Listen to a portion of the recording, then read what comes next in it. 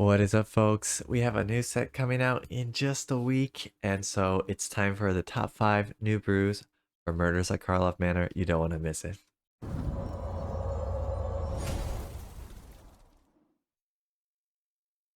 Alright, we have the first of the top 5 brews for the Murders at Karlov Manor. Before we get into it, if you can, hit that like and subscribe button. It really helps out the channel, helps it to keep growing and to show up on other people's feeds.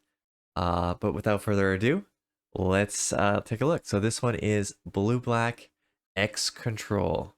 So if you played a few sets ago with Kamigawa Neon Dynasty, a little bit after that, I guess, with the Phyrexia All Will Be One.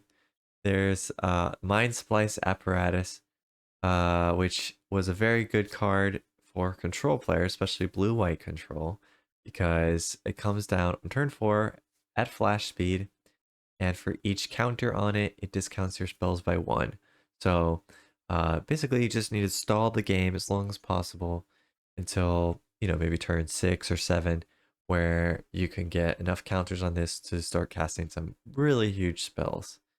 And we've got a lot of new tools since then, and some people have still tried to play the blue-white one, but it hasn't been as popular, probably just because blue-white control is not everyone's cup of tea. So now we've got some tools to make a blue-black version, so I thought I'd give it a try.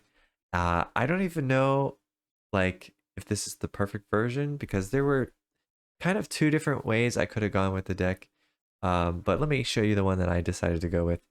So we've got Mind Splice Apparatus, of course, and then Iron Crag here is one of the good 2 mana rocks that is legendary, so you can only have one in play at a time.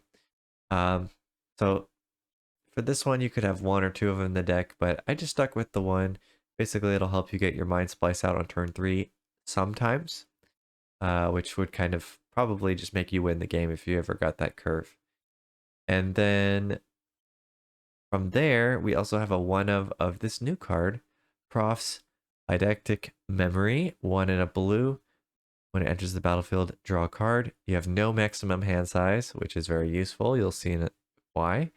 And then also at the beginning of combat on your turn, if you have if you've drawn more than one card this turn, for each extra card, you put a +1/+1 counter on a creature you control. That last line of text is useful, but having no maximum hand size is also one of the main reasons to add this in the deck. So we just have one of those. Again, you could have probably 2. It's legendary, so you don't want too many, but it does draw a card, so it's not dead. And then, so why are we going black instead of blue? Well, instead of blue-white. And the reason is because before, there was a lot of good cards to do in black, such as Breach the Multiverse. However, black was lacking something very crucial that white had, which is the board wipes. But now, in the new set, we finally got a decent black board wipe with Deadly Cover Up. 3 black. So it is a 5 mana sweeper, which usually was good enough before for the blue-white deck, but we'll have to see in this one. We had Sunfall, which was a little bit better, of course, than this one is, but this one has some other advantages. So, Devious Cover Up, 5 mana, destroy all creatures, and then you can exile some cards from your graveyard to do like a Cranial Extraction, or do like a Unmoored Ego, where you exile a card from their graveyard and then also one from their hand and their library that have the same name.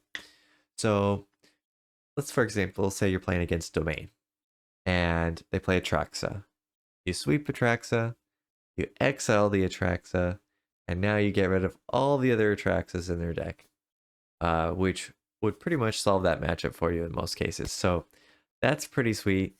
Maybe even if you can counter one of their Atraxas to get it in the graveyard, you can kind of do the same thing to get rid of it before they can cast it. So there's a lot of upsides that Sunfall doesn't have, but the downside is you don't get the creature token. So that is a big downside. But in black, As I mentioned, we get Breach the Multiverse. We also get good removal with Go for the Throat. We get to play Drown and Ichor if we want, which gives us Proliferate, which helps a lot with the Mind Splice Apparatus to get more counters quickly. And then another thing we get in black, we get Shieldred the Apocalypse, which everyone knows Shieldred by now, but it works very well with the game plan of playing a Silver Scrutiny for like X equals 8 or 9 or 10. In a lot of games, you get that towards the mid game. So if you can play Shieldred and then Scrutiny the next turn for 1,000,000, you're going to gain so much life that the opponent can't do anything. And in previous Mind Splice games, you know, it's not that unreasonable to have your counter at like 5, 6, 7. And so you might even be able to do something like Breach the Multiverse for 2 mana, then Scrutiny for 2 mana, and get, you know, 5 or 6 cards. So you could Breach, find your Shieldred, find the enemy's Shieldred, maybe in some cases, and then Scrutiny for 1,000,000. So that's kind of the game plan. If you have the Prof's Eidetic Memory down, you're drawing cards with the Scrutiny as well. So you can put counters on your Shieldred or counters on your Ogre, or as we have this other card here, Intrude on the Mind, which gives us counters. You can put the +1/+1 counters on that too. So there's some random creatures you can get in the deck, and you can pump them up by drawing from your Scrutiny. So we got a few other tools I mentioned in the last few sets. We got Confounding Riddle, which I think is pretty good. Before, we would always play Syncopate as the counter of choice, but Confounding Riddle gives you selection. It gives you, you know, a pretty good counter, 3 mana counter unless they pay 4, so pretty good rate. Of course, you can discount it with Mind Splice, so that essentially this will be 1 mana counter unless they pay 4. So that's pretty good. You know, mid to a little bit after mid game, it will be better than Syncopate. It won't be until the very end of the game that Syncopate's going to be better. So, seems worth to try out in this deck. We also got Ogre here, which copies your instance, gives you rebound.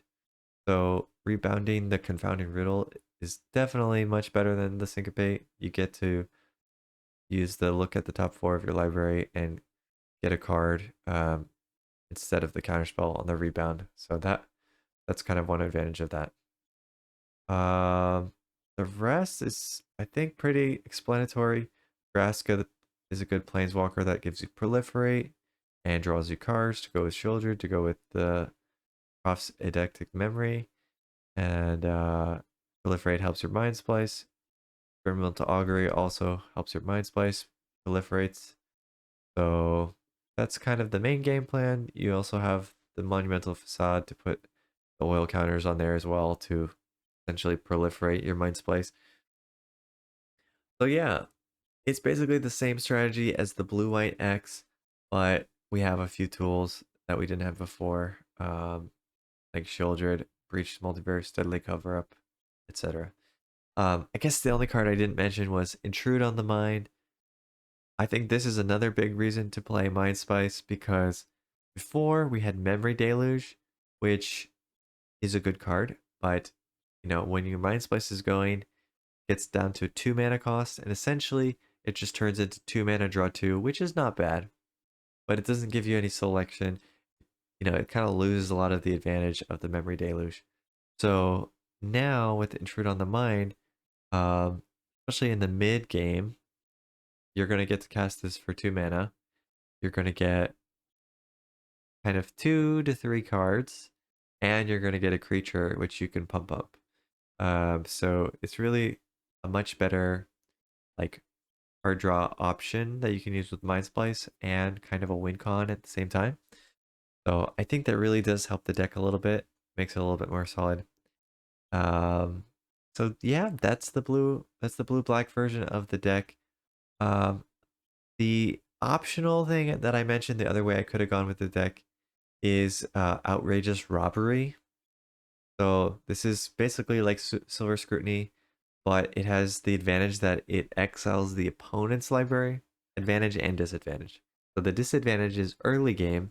when you want to find your pieces, it's not pulling from your deck, so you can't get the cards you need to find your pieces of your Silver Scrutiny plus Mind Splice Apparatus kind of combo, if you will. But the upside is once your Mind Splice is going and it has maybe like 7 counters on it, you can essentially kind of mill out the opponent because you're stealing all of their cards. And the opponent's deck is definitely bound to have more win cons than your deck has.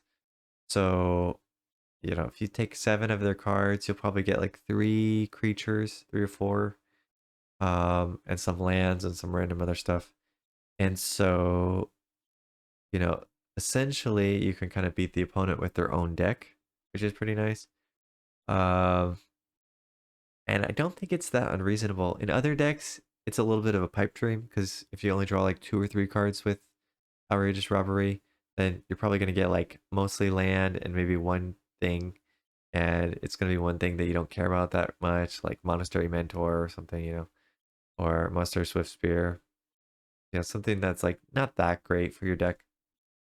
But if you can do like X equals 7 or 10, then that's when it starts doing some real damage. So I think that's another way the deck could go if you want to like cut the maybe the Sholdred Proft Silver Scrutiny package and go all in on the Outrageous Robbery. That's an option. But we're trying the draw package first to see how it works out. But just because it's a little bit more solid, I think more proven. So that's my first attempt. So yeah, that's it for the blue-black X deck with the Mind Splice apparatus, and I'm pretty excited about it. I think people have kind of forgotten about it, so it'll be nice to bring it back, try some new things, and see what sticks. That's gonna be it for this top 5 new brews number 5. We got 4 more coming up, and stay tuned and make sure you subscribe so you don't miss them. And until next time, see ya.